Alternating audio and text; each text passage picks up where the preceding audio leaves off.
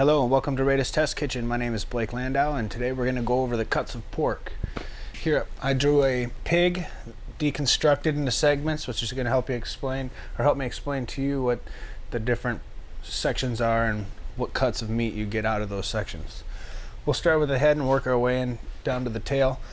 The head, most of the times you can get a lot of good meat out of the jowls. My favorite part is the cheeks, you can also make head cheese out of that, which is a classic Italian, or many different countries did it, but you boil it down and kind of pick apart all the meat on it. We have the shoulder, which is the top part, also known as the butt, the pork butt. We got the picnic ham here down below.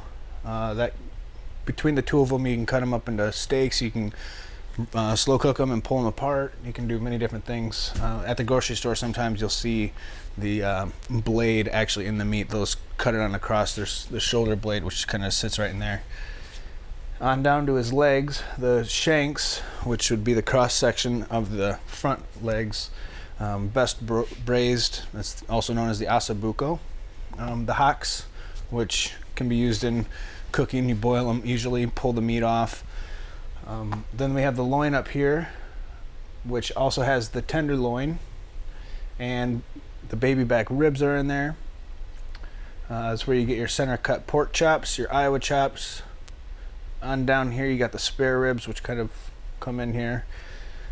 Bottom down here you got the belly, which is also the bacon, pancetta, and then you can just do nice little belly steaks.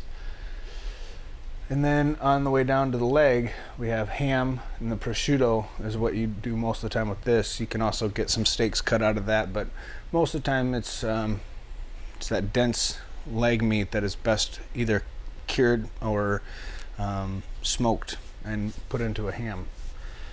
So over here, I have a list, an explanation of this area, because in this area is where you get a lot of your variety from the butcher. We have pork chops and Iowa chops.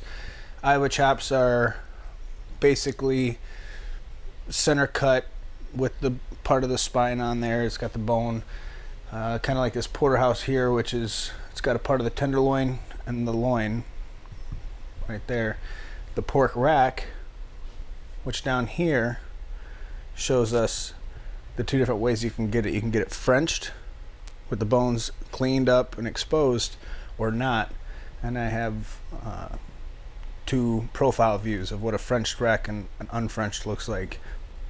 Over the course of my cooking, I've appreciated the cleaned up version, the French version, but all that meat that's cleaned off of that bone is some of my favorite meat. So I, over a period of time, have left it on. So the baby back ribs, which you can get in this area right here, also are some of my favorite. Slow cook them. And they're about 4 or 5 inches or so, and so absolutely everything on this is usable, from the nose to the tail. You can cook it. So amongst all these different parts of the pig, I'm going to go through and explain to you what I think is the best way of preparation. And with the head, you definitely want to go over a long period of time boiling it and cooking it in a liquid. Usually you steam it or boil it once, and then you'll boil it again to clean it out. The shoulder and the picnic ham, the hocks, these would be the more front part, a braising technique or slow roast to break down. The loin, roast it. You can grill it like pork chops and things like that. Tenderloin, I would definitely go with the I'd probably hit it hard on the outside. It's real tender and it's real thin and small, and so you sear it around the outside and let it kind of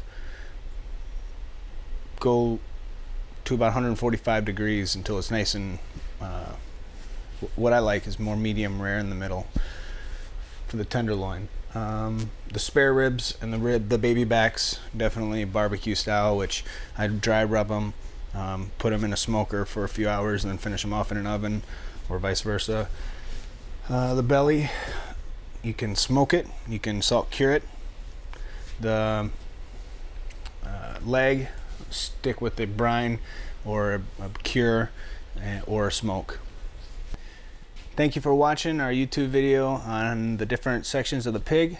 I hope you learned a lot. Stay tuned for more.